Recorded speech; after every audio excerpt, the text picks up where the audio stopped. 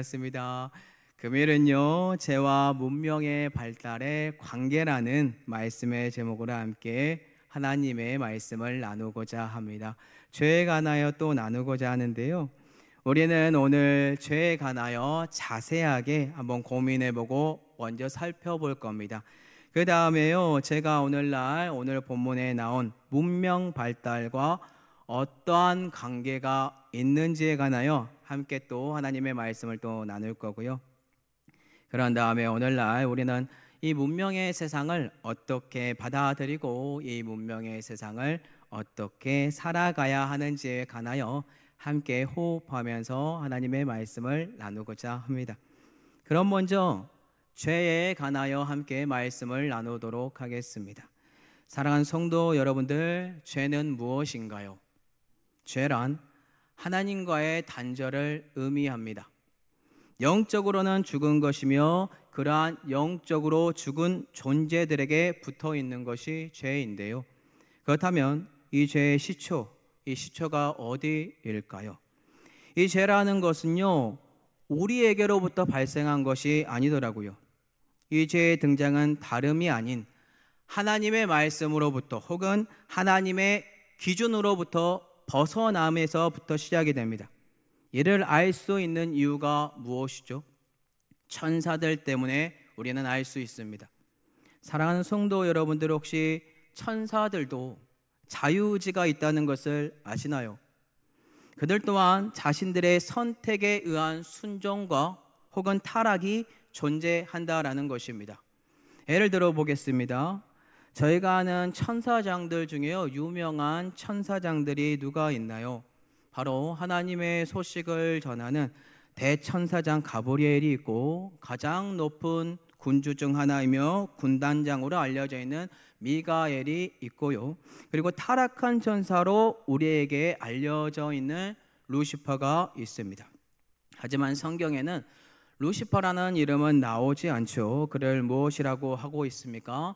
빛을 가지고 오는 자, 계명성이라고 합니다. 또한 이들의 무리들을 우리가 흔히 알기에 마귀 혹은 사탄 또는 귀신이라고 존재로 성경에 나와 있습니다. 그럼 죄가 어디에서 발생하게 되었나요? 그것은 바로 타락한 천사인 사탄으로 말미암아 드러나게 되었다. 죄가 드러났다는 겁니다. 이 천사가 처음부터 타락했습니까? 아니지요. 타락이란 죄를 범함으로 올바른 길에서 벗어나 잘못된 길로 빠진 것을 말하는데요, 결국에는 타락한 이 천사 또한 처음에는 타락하지 않았기 때문에 타락할 수 있었다라는 전제가 됩니다. 다 동의할 겁니다. 그럼 어떻게 그러한 천사라는 존재가 타락을 할 수 있는 건가요? 우리와 정확하게 동일하다라고 말을 할 수는 없지만요, 천사들에게도 무엇이 있다고요? 바로 자유의지가 있기 때문에 가능하다라는 것입니다. 그들에게 자유의지가 있다는 것을 알 수 있는 근거가 무엇이죠? 타락했다는 천사가 존재하기 때문입니다. 타락했다는 것은요, 타락하기 전에 하나님 말씀에 순종했던 시절에 천사의 모습이 존재했다는 것이므로 자유의지가 존재한다는 것, 이게 성립이 됩니다. 결국 천사들도 자신들에게 허락된 자유의지 가운데 하나님의 말씀을 지키고 따를 것인가, 아니면 그 말씀에서 벗어날 것인가를 선택해야 한다는 것입니다. 그런데 천사가 타락함으로 죄를 범한 경우에는요, 우리들과 다르게 가장 큰 차이점이 존재합니다. 그것이 무엇인지 아시나요? 네, 그것은 바로 전적으로 타락한 인간은요, 예수 그리스도 덕분에 목숨이 살아있는 동안에 회개하고 돌이켜 건짐을 받을 수 있는 구원의 기회가 존재하지만, 천사들은 타락한 그 순간 회개할 수 있는 기회도 없고 전적으로 타락한 죄 자체의 모습으로 사로잡혀서 모든 죄의 원흉이 된다라는 것입니다. 그렇다면 우리는 이러한 질문을 할 수 있습니다. 질문은 이렇습니다. 죄가 먼저인가요? 아니면 타락한 천사가 먼저인가요? 네, 소들을 들었으면 질문이 쉽다라고 저는 봅니다. 천사들이 오름이라는 것에서 벗어나려면 죄라는 기준이 먼저 형성이 되어 있어야 하고 존재해야 합니다. 이성적으로 우리가 모르는 곳에 죄라는 것이 먼저 형성이 되어 있어야만 타락이 가능하다라는 것입니다.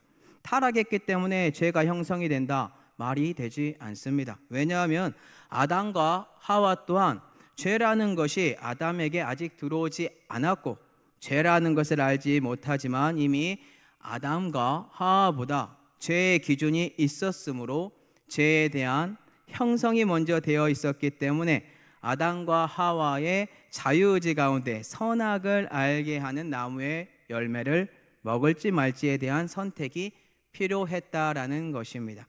그리고 아담과 하와가 선악을 알게 하는 과실의 열매 먹는 순간 죄가 그들을 뒤덮음으로써 하나님과의 단절인 영적인 죽음과 사망으로 이끌고 갔으니까요.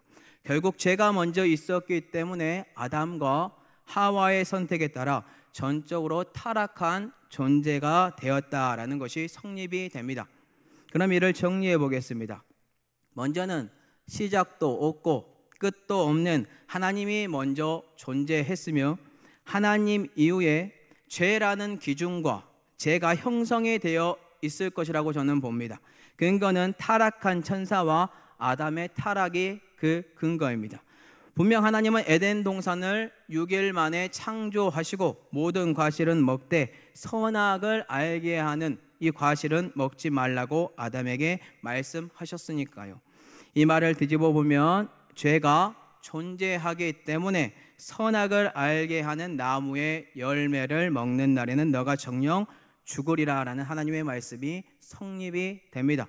결국 시작이 없으신 하나님이 먼저 존재했고, 언제부터인지는 모르나 하나님의 기준 혹은 하나님에게서 벗어난 경우 죄가 성립이 되므로 죄라는 것이 존재했으며, 타락한 천사들도 아담과 하와처럼 선악을 알게 하는 나무의 열매처럼 죄의 기준점인 하나님으로부터의 벗어남에 대한 죄의 기준점이 있었을 것이라고 봅니다. 그러한 기준 가운데 타락한 천사들이 자신들이 하나님을 이기고 신이 되고자 했던 그 순간 그들이 하나님의 기준 혹은 하나님으로부터 벗어나 죄에게 먹혀버렸고 천상의 전투에서 패함으로 하늘에서 쫓겨나게 되었다라는 것을 유추할 수 있습니다. 결국 이 죄라는 것은 인간 아담으로 인해 우리에게 들어왔지만 실제로는 하나님이 존재했고 죄라는 틀이 존재했으며, 천사들 가운데 하나님의 권위의 방귀를 들므로, 즉 자신들이 하나님이 되고자 함으로 타락의 원천인 죄에 빨려 들어갔다라는 것입니다. 그로 인하여 하나님께서 타락한 천사들을 위하여 만든 곳이 존재합니다. 그곳이 어디일까요? 그게 바로 지옥인데요. 베드로후서 2장 4절과 요한계시록 20장 10절을 보도록 하겠습니다.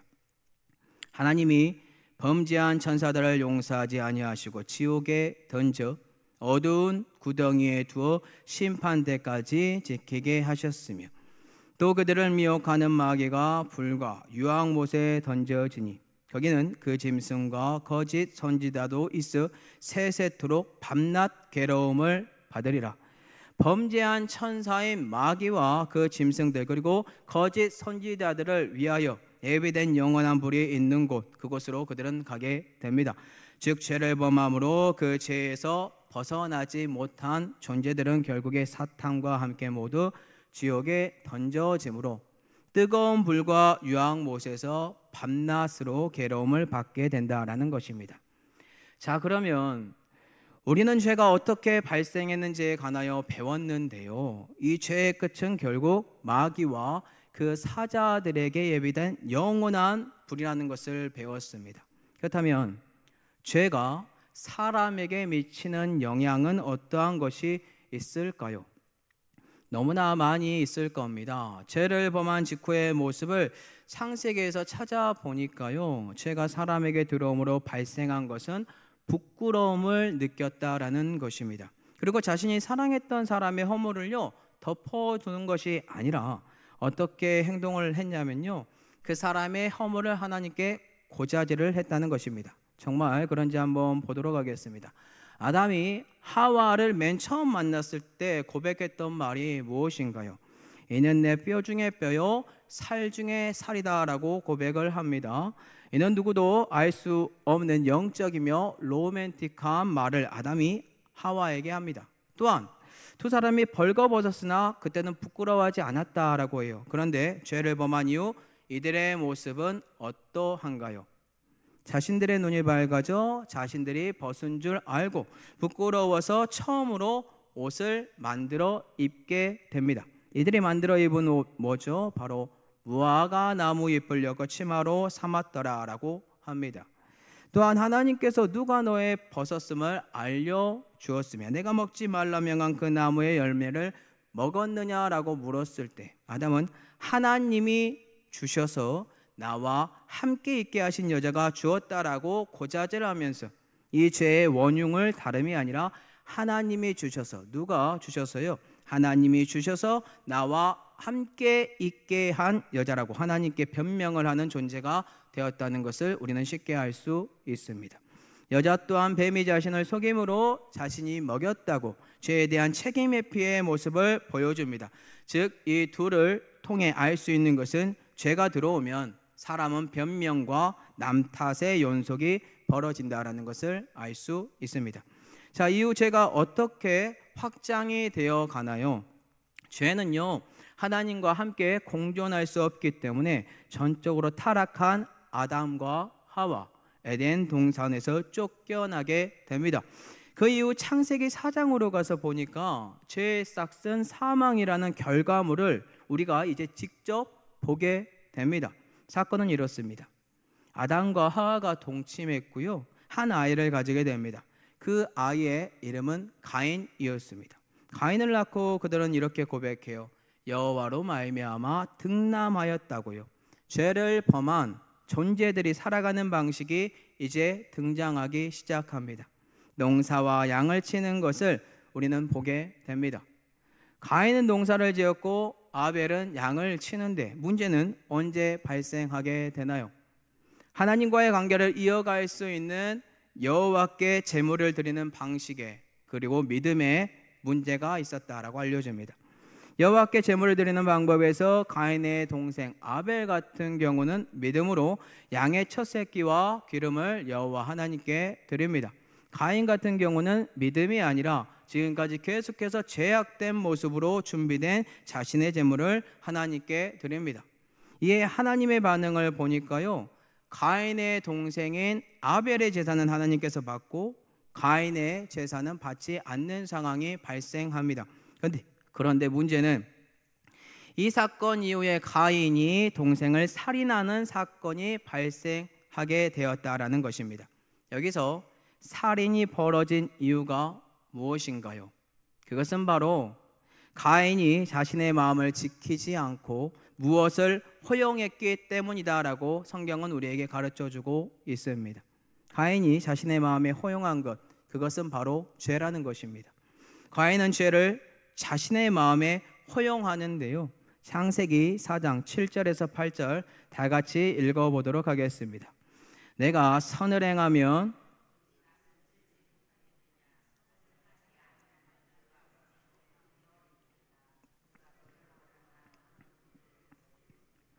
가인이 그의 아우 아벨을 쳐 죽이니라.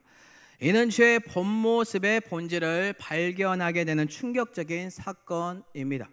하나님의 형상으로 지음받은 두 자녀가 타락한 이후에 처음으로 태어난 장남 가인이 이 죄의 모습을 적나라하게 보여주었습니다. 결국 죄의 끝을 다 보여준 것은 아니지만 가족 살인이라는 충격적인 장면을 연출하게 되었다라는 것입니다. 그렇다면 죄의 끝은 무엇입니까?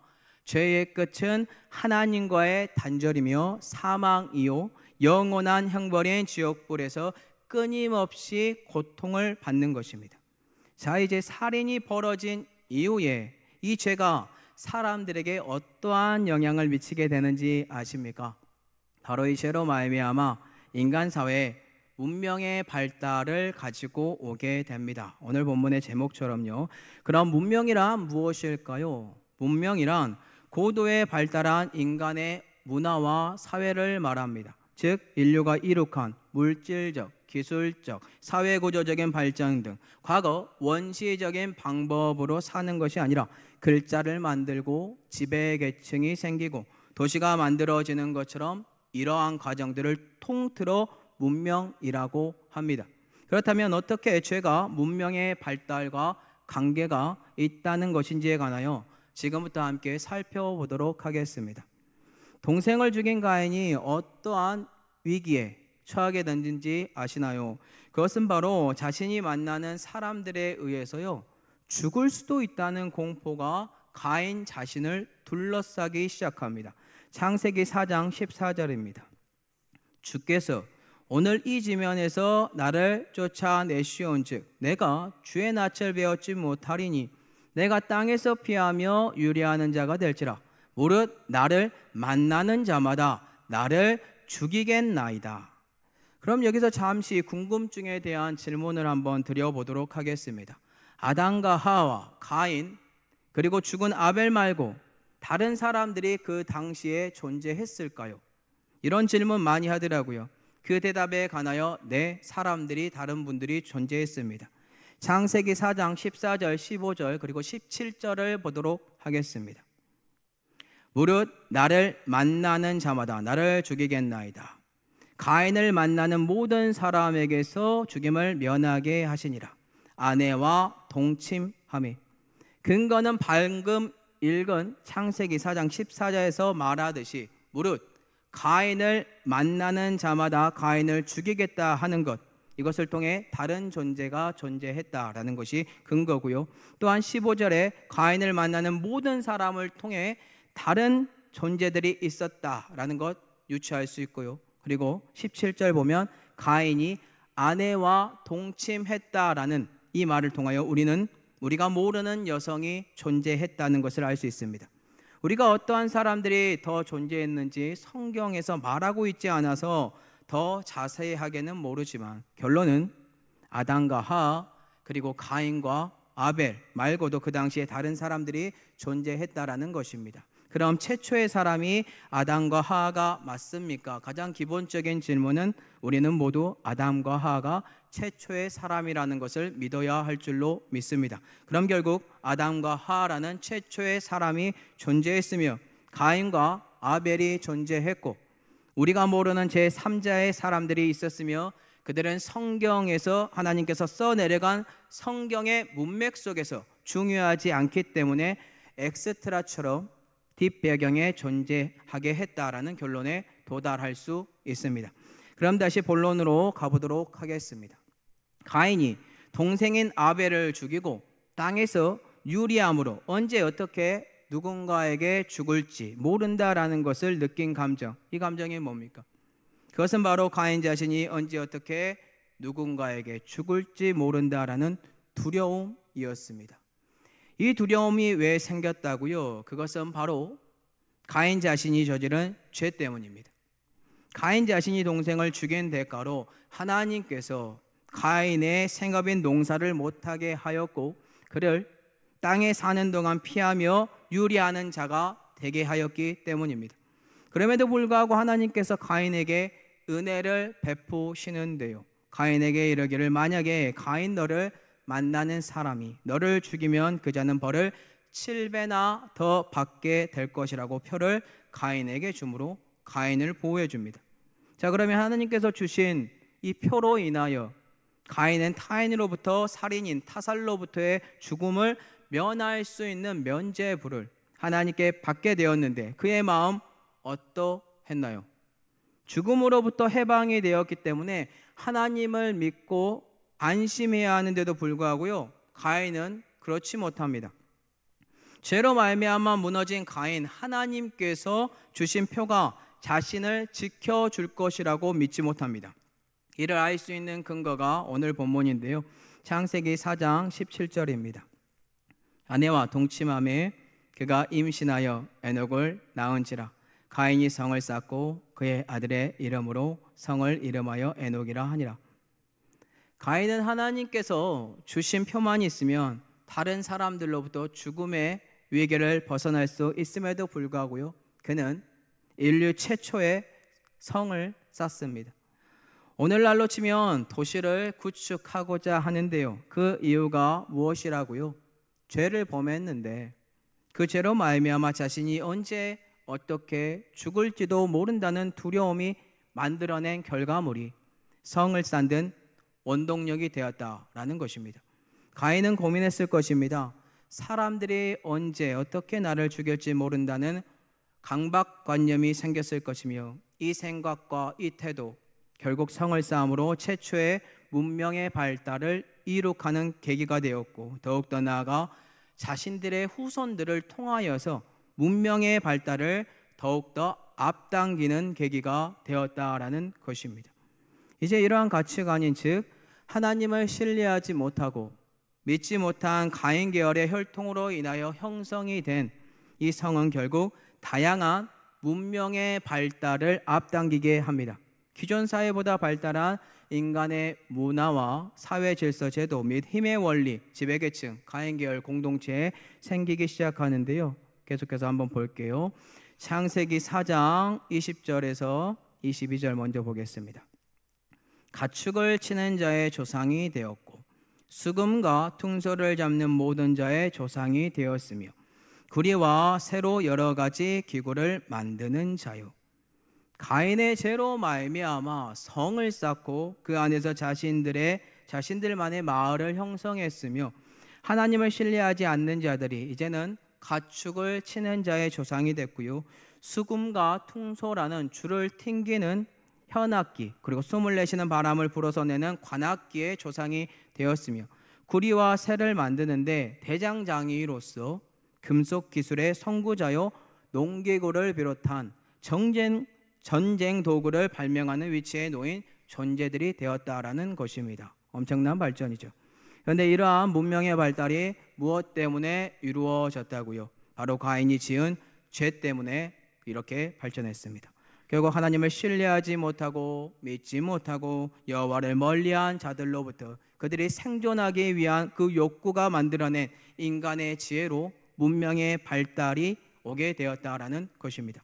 이러한 이들의 문명의 발달은 결국 오늘날과 동일한 힘의 논리가 존재하며 사람들을 무시하며 완악하고 오만한 태도를 그들이 보이기 시작하는데요. 한번 다 같이 창세기 4장 23절에서 24절 읽어보도록 할게요. 라멕이 아내들에게 이르되 나의 상처로 말미암아 내가 사람을 죽였고 나의 상함으로 말미암아 소년을 죽였도다.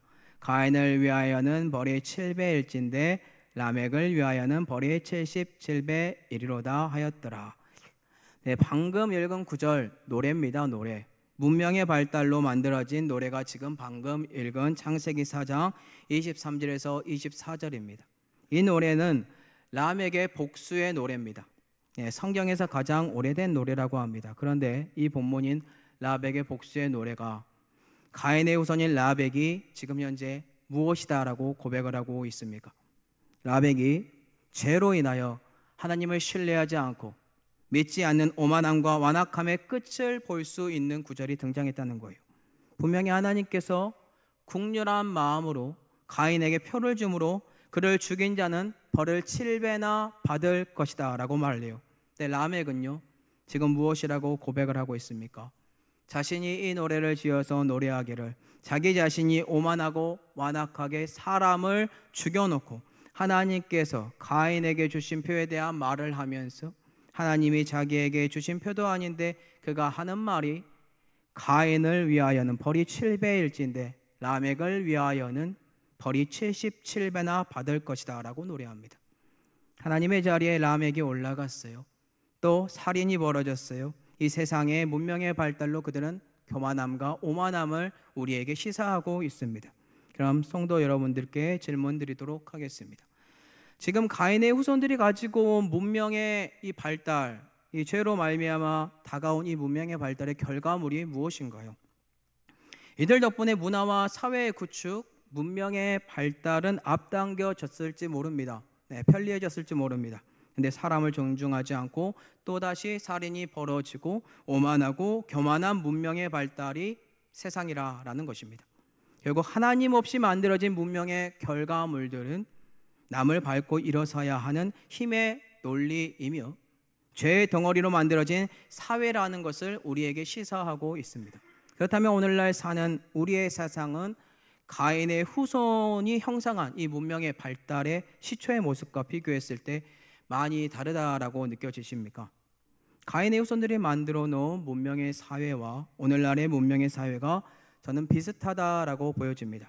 하나님을 밀어내고 그 자리에 라멕과 같은 교만한 사람들이 올라가 그 자리를 차지하고 사람을 무시하고 계급을 나누고 도시가 생기며 다양한 문명 및 문화의 발달이 앞당겨지고 있으니까요. 그러면 하나님 없는 문명의 발달이 우리에게 주는 유익과 해로움은 무엇이 있을까요? 하나님 없는 문명의 발달이 인간에게 주는 유익 다양하게 있겠지만요, 그 중에 하나를 뽑자면 그것은 아마도 인간의 삶의 질을 향상시켜 준다라는 것일 겁니다. 그렇다면 하나님이 없는 문명의 발달이 주는 해로움은 무엇이죠?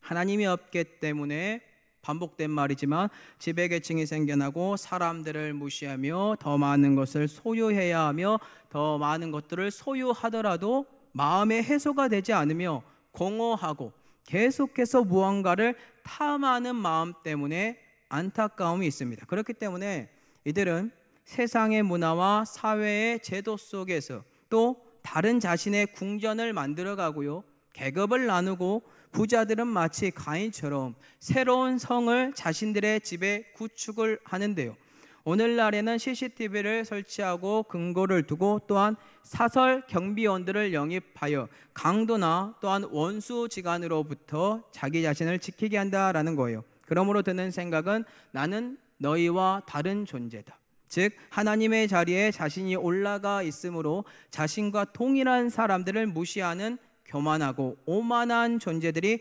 탄생하게 된다라는 것입니다. 이게 하나님이 없는 문명 발달의 결과입니다.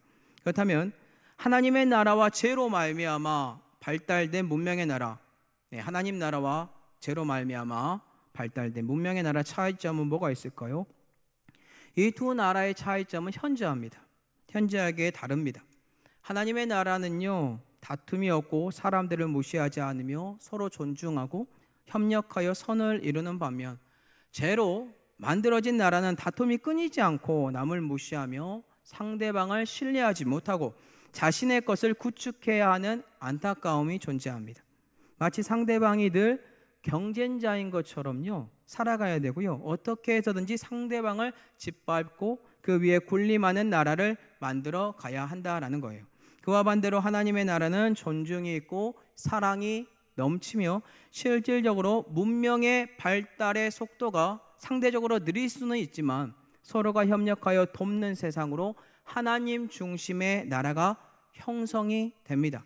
하지만 죄로 말미암아 발달된 문명의 나라는 문명의 가속화는 이끌어가는 데 있어서 경쟁과 분쟁 그리고 다툼이 끊이지 않는다는 것입니다. 또한 서로 간에 협력을 하더라도요 배신을 일삼고 더 나아가 교만과 완악함이 판을 치며 쉽게 우월주의에 빠지게 되고 가장 중요한 하나님이 필요 없는 나라를 꿈꾸므로 자신이 그 자리의 왕이 됩니다. 마치 사탄이 하나님의 자리를 탐했던 것처럼요. 그렇다면 우리는 이러한 문명의 발달의 나라들을 어떻게 접근을 해야 하는 것일까요? 오늘날에는 하나님을 믿는 존재들이요 오히려 세상 속으로 나아가 더 많은 문명의 발달을 위하여 하나님의 지혜로 이바지하는 게 맞습니다. 그럼에도 불구하고 과거 창세기 때를 살펴보면 하나님의 나라를 꿈꾸는 존재들에게는요 문명의 발달과는 거리가 멀었다라는 것입니다. 무슨 뜻일까요? 하나님을 신뢰하고 여호와만을 의지하는 삶을 살아가는 데 있어서 그들에게 문명이 실질적으로 그렇게 중요하지 않았습니다. 왜냐하면 문명의 발달이라는 것은 오히려 하나님을 생각나게 하지 않고요, 왜냐하면 죄가 들어왔기 때문에요, 내가 구축한 이 세상에서 자신이 만든 것이 다라고 여기며 그 자리에서 자기 자신이 신이 되고 하나님을 밀어내는 오만함이 발생하게 될 가능성이 크기 때문입니다. 하지만 문명의 발달에 뒤처진 존재들이라면 오히려 무엇을 할까요? 다 그런 것은 아니지만요, 믿음의 사람들을 보잖아요. 이들은 하나님을 더욱 신뢰하고 여호와만을 의지하며 믿으며 살아갑니다. 하나님 나라를 이 땅에 어떻게 만들어갈지 고민합니다. 예를 들어 볼게요. 이는 마치 블레셋의 골리앗이요, 철기 문화로 이스라엘보다 문명이 앞서 있었을 때 이스라엘을 괴롭힙니다. 어떠한 결과가 펼쳐지나요? 문명에는 뒤처져 있을지 모르지만 하나님 마음에 합한 다윗은 만군의 여호와의 이름으로 나아가 물맷돌로 자신들의 문명보다 앞서 있는 철기 문화와 싸워 이깁니다. 이처럼 믿음의 사람들이 오히려 문명에 뒤처져 있는 것처럼 보이지만 하나님을 신뢰하고 의지함으로 그 문명과 싸워 이김으로 오히려 그 문명의 발달이 있는 곳을 정복함으로 하나님 나라를 구축해 나가는 믿음의 자녀들이 된다라는 것입니다. 그렇다면 오늘날 우리가 살고 있는 문명의 발달 앞에서 우리는 이 문명의 세계에 어떻게 받아들여야 할까요? 결국 죄로 말미암아 문명의 발달이 앞당겨졌더라도 이 문명과 세상을 주관하시는 분이 있고 그분은 하나님이다 라는 것을 믿고 하나님과 함께 이 문명의 세계를 받아들여야 할 줄로 믿습니다. 자, 그럼 마지막 질문으로 우리는 어떻게 이 문명의 세상을 살아가야 하는 것일까요? 문명의 발달과 이성의 발달로 하나님을 믿는 자녀들과 또한 하나님을 믿지 않는 자녀들, 이들의 노력 가운데 세상은 끊임없이 인간의 지혜 그리고 믿는 사람들은 하나님의 지혜로 새로운 세상이 계속해서 열릴 겁니다. 그 안에서 믿음의 크리스찬들이 해야 할 것은 하나님을 믿는 믿음의 지혜로 그 문명을 이겨 나아가야 합니다. 가장 중요한 것은 바로 이것입니다. 문명의 발달 앞에서 그들의 죄에 사로잡혀 죄에 잡아먹히는 가인처럼 하나님의 말씀을 신뢰하지도 믿지도 못하고 문명의 발달에 흡수되어 살아가는 것이 아니면 그렇게 살아갈 것인지 아니면 그 죄를 다스리고 하나님을 신뢰함으로 문명의 발달에 참여할 것인가입니다. 둘 중에 선택해야 돼요. 그리고 하나님을 신뢰함으로 참여하는 문명의 발달은 오히려 하나님 나라를 만들어가는 원동력이 될 것이라 라는 올바른 가치관을 우리가 품어야 한다라는 겁니다.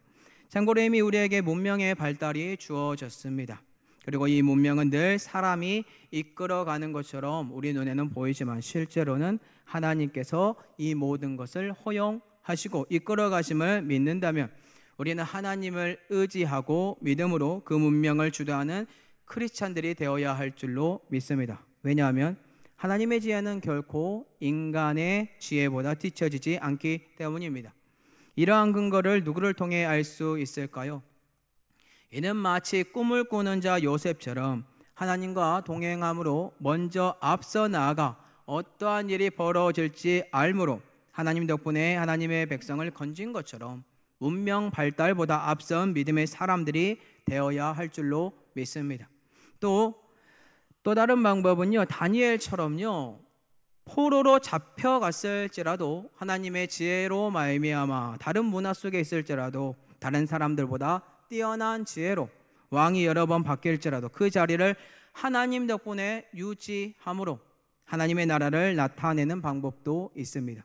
즉 중요한 것은 죄로 말미암아 발달된 문명의 발달은 계속해서 우리에게 다가올 것이지만 그 문명 앞에서 우리는 죄를 어떻게 다스리고 여호와를 의지하느냐에 따라서 하나님의 역사하심을 문명의 발달보다 더 크게 경험하게 될 것이며 문명의 발달은 그저 내가 이 땅에서 사는 동안에 내 삶에 유익을 주기 위한 필요한 도구구나라고 편안하게 이해할 수 있게 된다라는 것입니다.